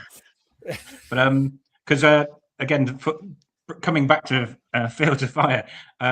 Of course. Volume 3 is written in British English. You'll be pleased to hear. Is it really? With the spelling? Yeah. Our proofreaders are loving it. Oh, crap. We got a bunch of U's and words that don't make sense. And we've had, the limited action teams in Fields of Fire, you have assault teams, fire teams, paralyzed teams, and litter teams. But I didn't know what a litter was until I was quite old. And I watched ER, I think it was, on telly. And it's like, why are they calling that stretcher a litter? And so we have stretcher place teams, where you can't go to. That's another thing. What's a bloody litter team? It's not explained. They assume so we have stretcher teams. Actually, because litter is actually from the ancient world where the person would be on the couch, and that's a litter. Okay. And they would carry them. Okay. As in whatever, like you would see in the movie, they would have them on. Like the sedan chairs, you mean, sort of thing. Yeah. Okay. Right. So yeah, but we obviously had stretcher bearers in the war, and so we can't have litter bearers. So so we've had stretcher teams. Have you got much kickback from that from our American cousins about extra letters in words and rechanging? It'll happen. I'm gonna write a strongly lettered email about that. A strongly worded email about that. But so we've actually had to put a. We're having to put a slight that's what I thought it was. It's somewhere where stuff is, that sort of or litter. Yeah, litter to us is what you would call trash. Litter. Oh, we call that litter too, but there's just different context and words. Yeah, here we go. Here, I'll share it. This is what a litter is. That's a sedan chair. But that's where it comes from. Ah, right. They're doing a lot of work with that guy, aren't they? Yeah. Right. But what word does that come from? Because he's not even injured. Look at him. He's up there smiling. But we have that's translated to the English litter. But what was the original word? You got him now. You look it up. Good. You're making him work. You're making him work. A lectica. Aha. But we are having to put in the books a bit of a translation. There's a translation guide. US audience. I understand that. I love that. I no, seriously, guys. No, I do. I love it as well. This is absolutely awesome. We could just stick the book in there. So. Yeah. Oh, yeah. There you go. So you can make it work.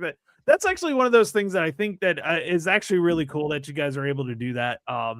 Because it really does open the eyes. Like, oh, okay. So yeah, we have, like, you guys say lieutenant instead of lieutenant. I'm like, there's no F in lieutenant. So how is that a lieutenant? So there's a reason for that, and we won't go into it. All right.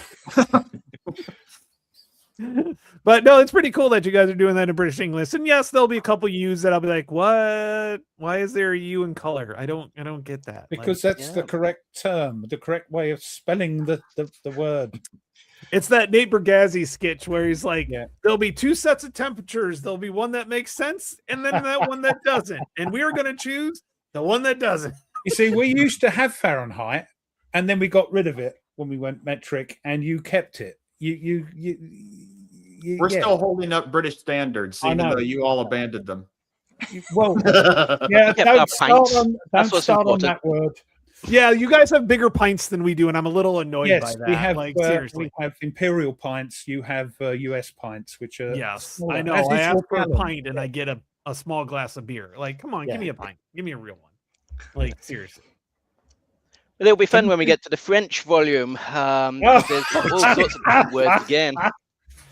Oh my goodness! So your US has your squads and your British has your sections, but then in French a section is a platoon, and Actually, I didn't. No, just kidding. I don't have a. Can you see what I have to put up with, guys? Colin and Andrew, what I have to put up with when we have this? Okay, so I am curious. Actually, has there ever been a thought about doing like all these volumes are later World War II and later 20th century conflicts. I know you mentioned a World War I one, but what about early World War II, like the Battle of France, 1940? That might be a good one. Well, I've got we got 1942 in Burma when we get to that, and that's Burma, so that's sort of very, very old compared to everywhere else at 1942. So you've got your runners running about, people trying to lay phone lines, and just. So no radios in that one. Technology they can get hold of. So no radios in that one. I'm assuming the Burma one. No. You're gonna really make us learn the communication rules with Burma, basically. Well, yeah, we're gonna have to use phone lines for the first time. And I tell you what, Jeeps. I saw somebody use a Jeep for the first time ever in Fields of Fire, and that was Tweez. And he used it. He got his XO into the Jeep and loaded some ammo and transported it up to a machine gun. And I thought, that's the first time I've ever seen anybody use a Jeep in Fields of Fire, which was great. So well done, Tweez. Now, I would be curious. I'm sorry. Go ahead. I was just going to say, so I think it was Tony saying about he wasn't sure what the company staff were for, but yeah, that's their job. They're there basically. It always used to be said, the company XO or the second command, he was always one bullet away from being the company commander. So he's there ready to step in, but also they're there to again, in Fields of Fire terms, mop up all those lats that you've left behind, the limited action teams that are split off the sections, generate them back into fighting units and pump them forward. Certainly the first sergeant, company sergeant major type role, that's very much a logistics role. So he's the guy who will sort of be pushing all the ammunition forward. So that's what they're for. And they can do that in Fields of Fire as well. So. Yeah, I actually saw Grantos, and Andrew, I'm sorry that he asked you so many questions.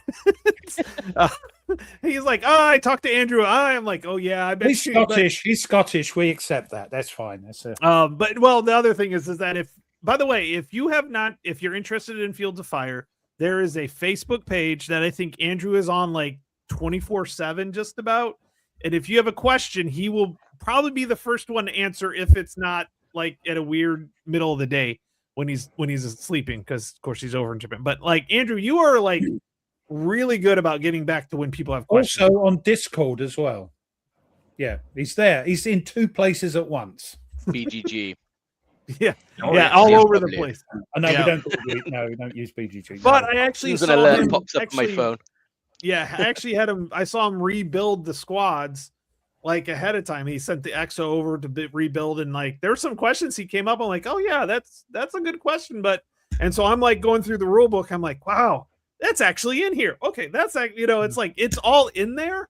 You just gotta know where to look. And Andrew, you weren't quite on yet, and Colin had said that basically the rule book is more like a reference book than actually a rule book. So once you get that structure down, the command, the CO, XO, first sergeant, platoon lead, once you kind of get that down, it's actually a pretty straightforward game. It's just you have all these edge cases that come up, and that's where it is. And I always like it. And I think, Andrew, you said it, like, if you got to make a decision, just flip a card and figure it out. Just one means yes, 2 means no. Look at a 2, and there you go. Don't keep the game moving ahead. There are rules if you need them, and they're all in the rule book. But yeah, get some games moving first. And then after a game, look it up. Oh, okay, that was how it was supposed to happen officially. And next time you play, you're a little bit better. It's you're not supposed to be perfect. I think it's a game where you learn it as you go along. You can't learn everything at once. So you make decisions, you turn a card if you don't know what to do. And then, as you say, read the rules, and then a little bit more info. You learn as you go along. It's that sort of game. It's not a overnight game. You're not going to learn it.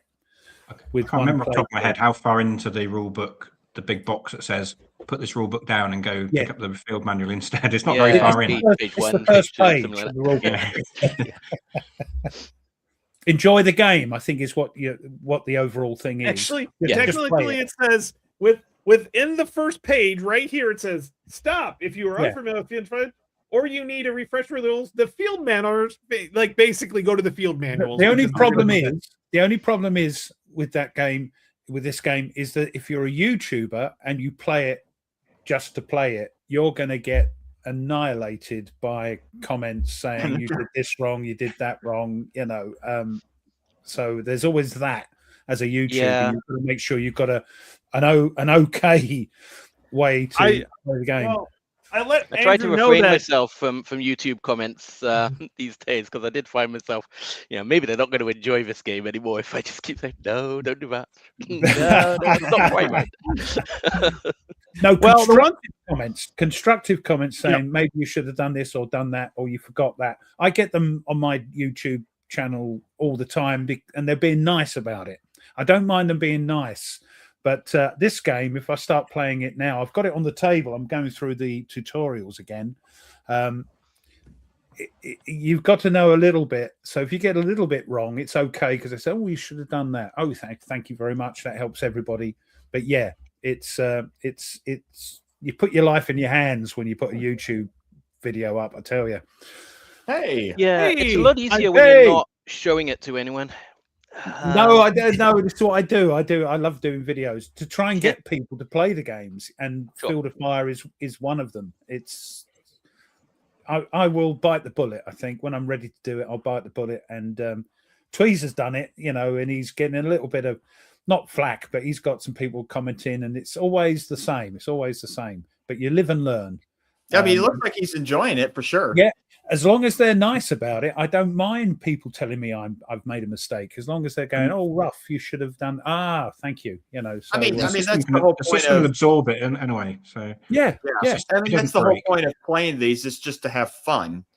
As well, you know. And I think people get that with my videos. I'm playing it for fun. I'm not telling them how to play. It's not a masterclass in playing the game. So 99% of the time, people are lovely. You know, they just put me in the right direction, which helps people watching and me as well. So yeah, but this game is a bit different. So I've got to make sure I know some of the stuff. I'll tell you, I still get usually when I don't publish anything for a while, like I've been so busy in May with my daughter's graduation, family, and everything like that going on. Most of my videos are me and Andrew playing. Shut up, Dragon. Sorry, he's having a go at me. Then. It's me and Andrew playing. Honestly, Fields of Fire, like the kind of play and teach we did as we went through it, and that one, those are consistently. That's good because you got somebody that knows what they're bloody doing. So I did turn off comments because I have forgotten everything that we did. And they're like, "Well, on this time period at this thing, you did this. Why did you do that?" I'm like, "I don't know. That was I can't remember. That was a year and a half, 2 years ago." Yeah. I'm like, okay. Usually after about a year, I cut off the comments because I got comments 5 years ago saying, "Oh, why did you do that?" And I go, I can't remember. Anyway, that's at least like this comment. Like that's awesome that you guys are still staying up and helping people continuing to get to know the game. Yeah, having woken up and joining this live stream, I'm feeling a bit antsy because I noticed there were comments on Facebook and questions which I haven't gone to yet, and they're gonna have to wait an hour. Anxiety because you can't answer those questions. You're busy on here. No, and most of it's crazy how quickly you guys do react and answer questions, and we all as gamers appreciate it. We because really you love the game.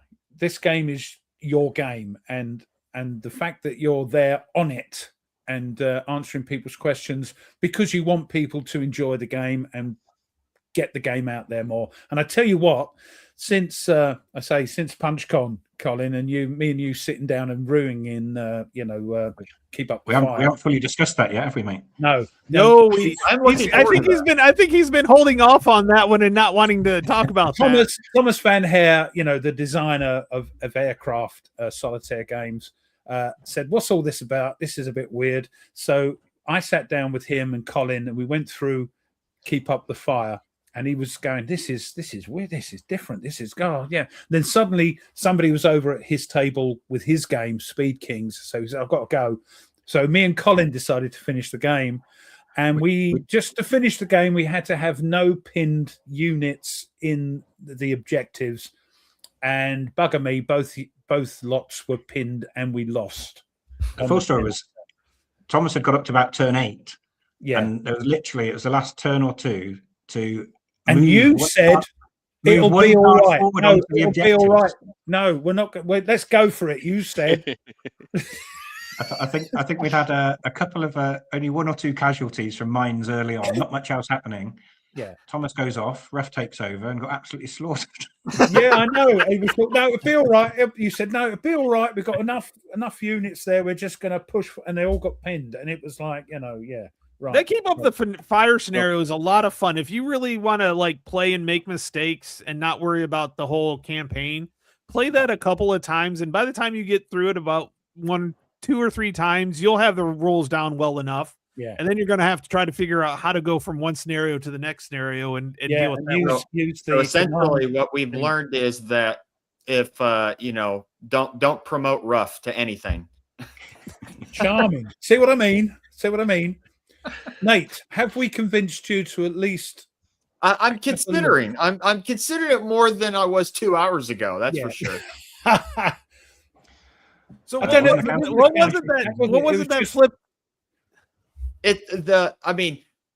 Okay. Even though I'm an American, I do fancy some British World War II Commonwealth action, and so having a game specifically on not just Arnhem, but then also the Falklands and Afghanistan, particularly since the last two aren't really covered, especially Afghanistan is not covered in wargaming at all. Oh, Falklands, good luck finding. There's only a couple of games out there about that. Right, Falklands. exactly. Lock and So load, and I was unsure because again, like you say, it's it's in the British consciousness, obviously, and I was wondering how it would go down because quite early on we got some bit of a snarky comment on, I can't remember what it was, on one of the GMT thing. You shot yourself in the foot by making a Falklands campaign. campaign. The system by doing the Falklands. It wasn't fighty enough, and it's like, well, there's a lot of people killed. They thought it was. I watched it on the telly. Yes, it bloody was. And like I say, Goose Green is as infantry classic battle as you can get. And I think that I'd still be interested because you shouldn't in the Falklands campaign actually take that many casualties. I mean, we talked about how it's pretty grim and flat and everything, but the level should be a lot lower than say a Normandy campaign. And certainly by the time you get to Afghanistan, you should really go through that campaign with, if you're taking, you'll take 1 or 2 casualties per mission maybe, but if you're starting to lose, whole platoons, something's gone really badly wrong, and it's not designed to be that brutal. Because it wasn't like that, and if it's not a bloodbath simulator, and because it ramps up it's a very much a tension simulator. You've got these unidentified vehicle approaching you. Is it Taliban? Is it civilian? Do you move to that next card without putting the Valon minesweepers out or not? That's a risk, and so it's all these things, and actually, it's the tension of the Afghanistan campaign is quite interesting. But I am wondering how people who play war games because they like shooting everybody are going to get on with it, because that's not what Afghanistan was like, and that's not what it simulates. Right. Well, so said, one of our great playtesters had when it just started, it just finished off playing Normandy. And he came in and approached Afghanistan like a World War II linear approach up the map. And he was absolutely annihilated by suicide bombers and IEDs. And he's like, where's my company gone? Yeah. You've got to look out for civilian. Is it, the enemy or just some civilian wandering about? You've got to take it a whole lot slowly. No, I'm so looking forward to it. Well, even, one of the things that interests me is a lot of, and people pointed out, like, hey, Dave. Yes, look, there we go. Oh, cool. Is like the modern tactics Afghanistan from VUCA. That's another one that covers Afghanistan. But there's most of the games that I encounter, at least, and I don't know all war games, but most of them I see that cover modern warfare is more of a hypothetical Third World War of what we project modern warfare in the 90s or whatever it might be. But when you're covering the Falklands or Afghanistan, modern warfare in reality is a heck of a lot different than a lot of people thought it might have been, or projecting how it could be in the future. And so that's why I find that's kind of interesting of simulating and actually seeing this is what real modern warfare is like in the late 20th and early 21st century. That sounds good. But also you've got Arnhem, if you don't want to get the deluxe volume 1 with the Americans going through the 3 eras there, and you're going to go straight for volume 3, you've still got Arnhem. And you'll have to watch The Longest Day again. I'm sorry. No, not The Longest Day. Bridge Too Far. I have to watch that again. Good movie. Yeah. Or the other movie. What was it called, Colin? With actual veterans playing the parts. It is They who. Yeah, they. I've got it. Oh, it slips my mind. Come on, I need to watch it if I haven't watched it. Come on. So it's on. You'll find it on YouTube. It is called "Theirs Is the Glory." I have seen it. Yes. So it was basically filmed in 1946 in Arnhem with basically a lot of the veterans who fought the battle. Oh, really? So it's like a fresh out of POW camp and got them filming the battle again. You're in a film, mate. So yeah. Before you can go home, could you just run over there again? Oh my gosh!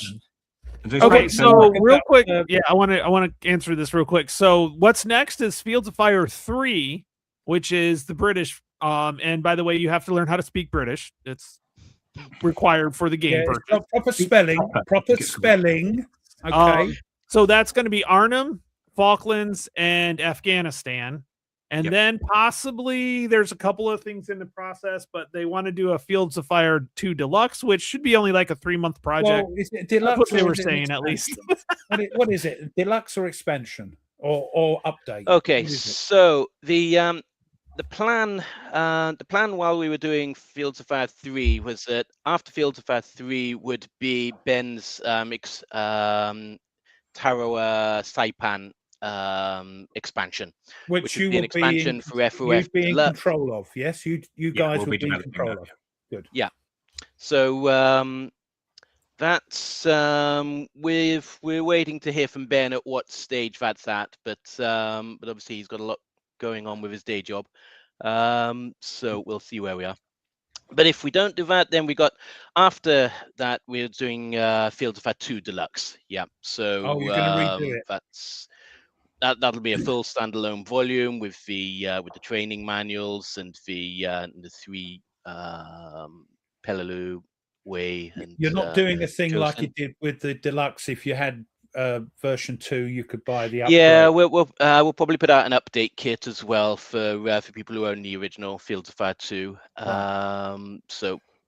And then there's a lot of crossover with Fields of Fire 2. So one thought was that it could just be an expansion pack for Fields of Fire Deluxe, and also an upgrade pack for people with Fields of Fire 2. So we'll see. The Deluxe becomes a bit of a misnomer at some point because everything we're doing now is the Deluxe standard. Yes. And then it's going to become a bit complicated when we have Volume 2 Deluxe, and because the one that was Deluxe is actually Volume 1, and so yeah, I think we need to almost drop Deluxe. It does say Volume 1 you've on done the it side. with Volume 1, haven't you? That was the Deluxe version. Mm-hmm. It does say Deluxe Edition Volume 1 on it, luckily. Yeah. Small letters on the side. Then there were other bits and pieces around. We've got there were other bits and pieces around. We've had this discussion with Colin. It's like, lots going on, lots going on. The potential's there for a lot of different things. It's just kind of narrowing down, but the Burma sounds interesting. Definitely, Andrew. That definitely is. Are we doing a science fiction Fields of Fire? Yeah. No, because I'm a great science fiction gamer. If you can show me the history book, we can base it on. Category solos holding out the super premium and edition anniversary edition. Silver plated. But yeah, I'm glad that I can now use my Volume 2 after we've sorted that out with the standard rules. I know the scenarios need tweaking, but I could go. I can get it open, and it's over there. Yeah, I have a rough draft of retweaked Pelelu and Chosin, which I've played through both, and they both work, and all the tables work, and it's so when we get all that done, that'll be good. Yeah. Looking, mind you, I've got enough to be getting on with because they're great campaigns. You know, they again, it's a shame that people bounced off it because it was a bit of a cliff learning part. But it's so different with the it's a bit like the Decision Games D-Day games series where you're trying to get onto the beach before you actually do anything, and then you've got tanks firing at you. But obviously in our deluxe version we'll have a very nice walkthrough, playthrough, follow along. This is how amphibious warfare works, because in the original version it was just a bit iffy. There's some rules on amphibious stuff. Off you go. It's a bit iffy. And in fact, if we do Tarawa Saipan next, we'll probably put up the amphibious landing field manual on the website, so you can download a pre-version of it and learn about how to set up your troops. Very cool. It's very interesting, actually. Tarawa Saipan in the very early versions we looked at. It's you can see the development from 1943 to 1944. It's like, here's us trial and error. Let's try and approach with some boats and see what happens, and with all the wrong equipment. And then the next year in Saipan, it's okay. Now we got it right. So it's a bit like Falcons in that respect. Let's see if this works. Yeah, no, let's never do that again. And, and then wireless grid to get it right. So that sort of development is very important. Burma again. There's I'm looking forward to that 42 because to 44. Huge developments. Just there's not a huge amount of games on that, is there? So there's two that I can think of. One's an OCS game. There's the OCS Burma, and then there's another like magazine game that came out that was Burma, but not tactical. Get down. Not tactical. There are some ASL scenarios in Burma. Well, the problem with ASL scenarios is they use the geomorphic boards, and so sometimes it's it's a little. Yeah, this is kind of Burma. You're using the right troops, but the geomorphic boards aren't always as like you guys can make, even though you have random cards in some cases, and I know like Way and Arnhem, they have like maps, some of them, but there's still, you can set it up like we did Heartbreak Ridge, where you're like, okay, you got to put hills here, but the terrain on the hills could be different. Tweez thinks that's just a slog. There's a hill. Oh, gold. There's another hill. Oh, gold. There's another hill. So that's what the guys got. That was what it was. I think, Nate, after about 3 minutes playing it with the cards, you'll just look at it as a map. Seriously. Yeah. It's just. And just know that next time you play the game, it's a different map. Like you get different maps every time you play. So, which you don't get with a printed hex and counter map sometimes. It's a different. Oh dear, it's not the same as before. I've got to work out where my objectives are and which way is best to go, because there's a bloody forest there. Would you go into our flipping narrative games the other day? So again, did you go into our flipping Arnhem cards?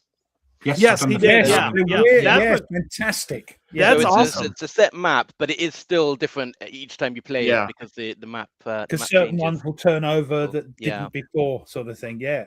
Colin, were you saying you had watched a stream about narrative games recently? Yeah, and was that 2 ago you did or something? And I was going to say we did about it was about twice ago we did that, but that was like a month and a half some of the ago. narratives so far checked out. They're amazing. The stories are, it tells a good story every mission. It's up to the person playing it how they work it out in their head, the story, and in my opinion, it's very narrative because you're sending out little, assault units and things. And if you go, I don't know the proportion of people who just play individual missions and never play a whole campaign, but the whole campaign thing is, makes the game even better, because you get to know your company and you do get attached to a particular platoon and then gets wiped out in the next. Again, some people just say, I like this scenario, I'm going to play it over and over again because it's different every blooming time. Yeah, it's very compelling that you can continue on and it's not just a one-off. That's the problem. I use Plexi as well, and they're also sleeved, but that's me. I only sleeve the action deck because I know I sleeve it bloody time. You know the solution, right? You've got to buy 2 boxes. The monkey said, "I'm a sleever." So you got to buy 2 boxes, Ruff, and you have one the good city under the Plexi. And then at your other box you bought, you turn the card over and lay it on top of the Plexi. Yeah, I could do that, couldn't I? Yeah. No, I've got to lift the bloody Plexi up. Put it down. No, I'll get round it somehow. Maybe we'll make an Arnhem map, neoprene mat. That would be fun. That would be good.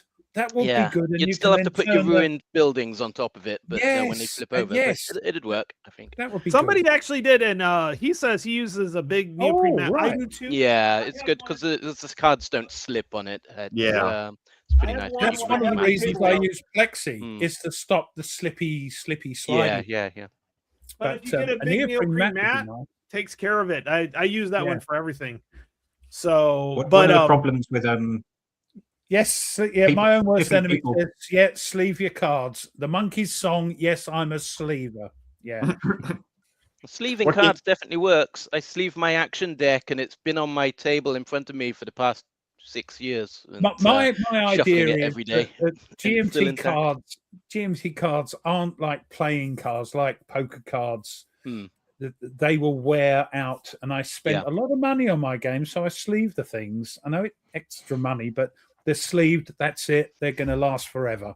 Mm-hmm. Counters, on the other hand, he makes stop signs out of his sleeved counters. Sleeved counters. Yeah, well, I do use coin capsules for larger counters. I'm sorry, I'm a bit sort of anal about doing stuff. So yeah, definitely sleeve the action deck.